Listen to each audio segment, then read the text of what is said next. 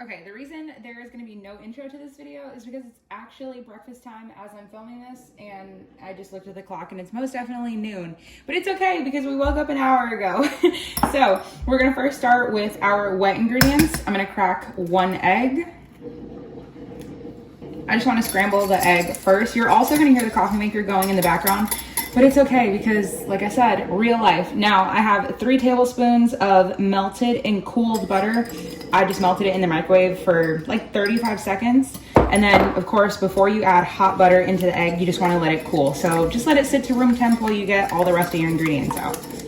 Now we can add 1 cup of buttermilk. I froze my buttermilk like a couple months ago, actually. And I just have it sitting there in little bags and I just portion it out. So the reason my buttermilk looks a little bit thinner is because whenever you freeze it, it does change the consistency, but you still get the same texture with everything, whether you're baking, cooking, however. And if you don't have buttermilk, you could do, this was 1 cup of buttermilk.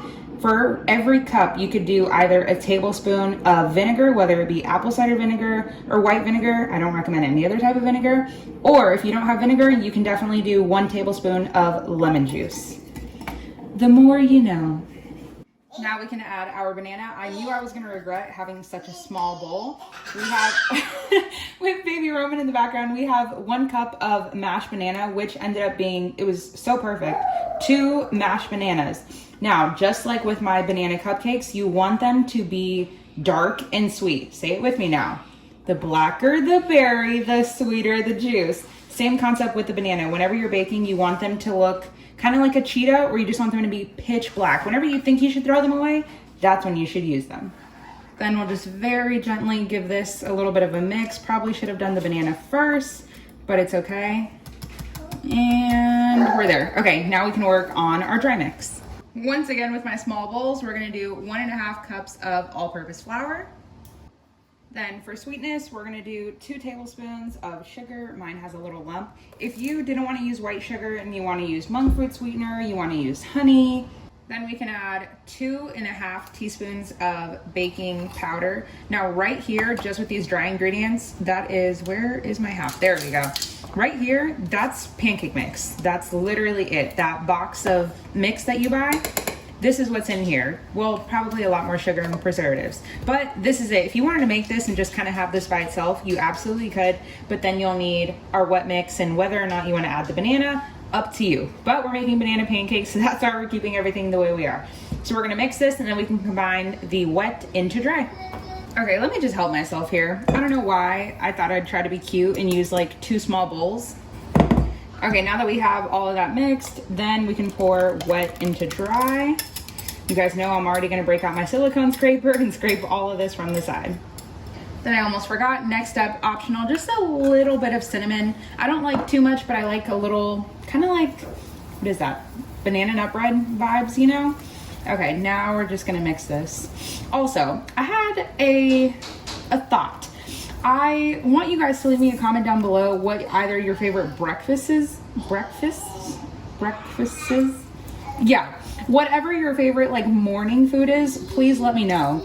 And especially if you are from a different country, wherever that is, I want to try it. I want to try it. I want to look it up. I just want to try other things. Like, especially I think as Roman is very much tapping on the sliding glass door.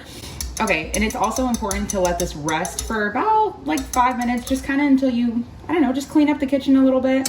And then just so everything can just like work, you know? And then you get like that nice little pocket of air, fluffy pancakes. I'm just gonna scrape down the side. But I wanna try things from different countries. I feel like with the pandemic and everything, obviously, I mean, I wasn't traveling before the pandemic, but it just kind of makes you wanna go out of the country even more so now, and especially like since we're fully vaccinated, but still it, you know, I feel like so much of the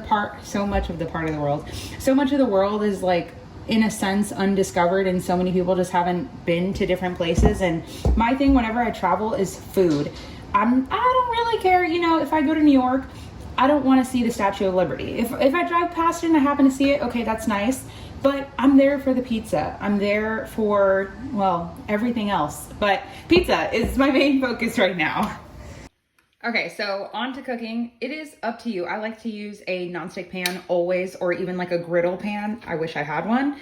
It is up to you what you want to use to cook it. I'm just going to use coconut oil. I feel like in the past couple of months, I've just like regained my love for coconut oil, especially for pancakes, because for one, coconut oil has a higher temperature than butter when it comes down to cooking. So my butter doesn't end up burnt, because brown butter is delicious. Burnt butter, terrible.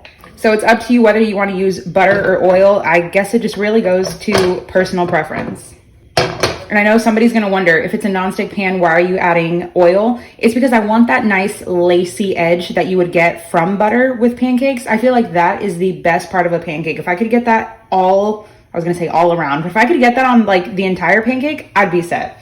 Okay, so it was resting for about 5 minutes. Take scoop. And you don't want to hear that much of a sizzle. We're not looking to fry it. We're just looking for it to get like a nice little crustiness. But of course you want them to be fully cooked. Kind of pat it out a little bit. These ones are going to be big. And just one baby one for good measure. All right, so now we'll let them go. Once they kind of set up a little bit, what I like to do is just kind of tilt the pan so you get it's essentially almost like you're frying them. It's so good. I never really thought about it, that I'm kind of frying them, but it's just so good. And if you don't like coconut oil, you could do it in vegetable oil, canola, grapeseed, avocado, whatever you have, or like I said, butter. Okay, that might be a little bit too much oil that I added, but you know, flavor. And what do you get, like MCTs from coconut oil? Yeah, all right. We're gonna let them cook for just a couple minutes on each side, and then we'll check back.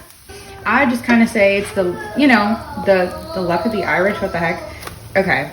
Ooh, pretty. Okay, see, that brown edge was exactly what I was talking about. That was kind of a good, terrible flip. Ooh, okay. I feel like these are coming out really good. And that last one's questionable. We'll just, push it together. Okay, now we're gonna let them go. Same thing, couple minutes.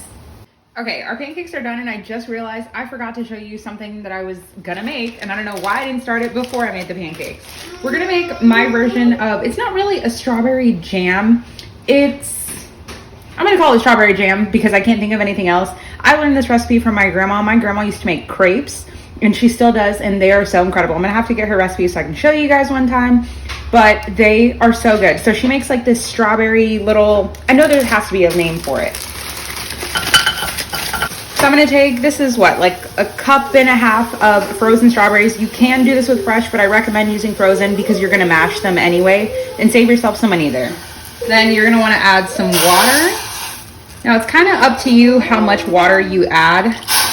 I'd say just until you have the bottom of the pan kind of covered at least by like 1/4 of an inch. And we're just gonna let this reduce down. We're gonna bring it up to a bubble, and it's gonna get super thick and bubbly. And then we're gonna go in with a potato masher, mash it up, pour it on top of our pancakes. Absolutely incredible. It's perfect because it's strawberry and banana. They've been boiling for maybe like 2 minutes here, so they're still kind of frozen, but just to go in. And don't worry if you feel like you added too much water. It's up to you whether you just want to add more strawberries or even any other type of berry to it, or you just want to let it cook out a little bit longer because eventually the water will evaporate. So like for me, I think I added a little bit too much water, but it's okay because I'm just going to let it go for a little bit longer. And the color is definitely going to deepen and almost brighten in a way once it keeps cooking. All right, now we're almost fully mashed. I like a little bit of chunks. If you wanted to throw it in a blender or food processor, you could, but why make yourself more dishes? And for somebody that'll ask, you can sweeten this after it's done cooking just so nothing gets stuck and burns. If you wanted to, whether it be a little bit of honey, a little bit of sugar, white, brown. However, I personally don't like to sweeten it because frozen produce is always picked at peak freshness, peak sweetness. So I think it's fine just the way it is, and especially when you're eating it with the pancakes. So good. All right, probably a couple more minutes and then we'll finally be ready to eat. This is what I meant when I said it's gonna bubble. Sometimes it'll even go further. I know if I let it go like a minute or two longer, it's just gonna bubble all the way to the top. I've never had a problem with it going over, but that's just all of this. Roman is so funny in the background. Just to make sure from the water evaporating and all of the natural sugar coming out from the strawberries, I think we are almost there. I want it a little bit thicker, but other than that, looking good. Now our jammy compoteness is done.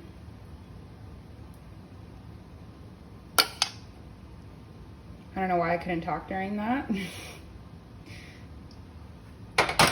Boom. Strawberry banana pancakes, done.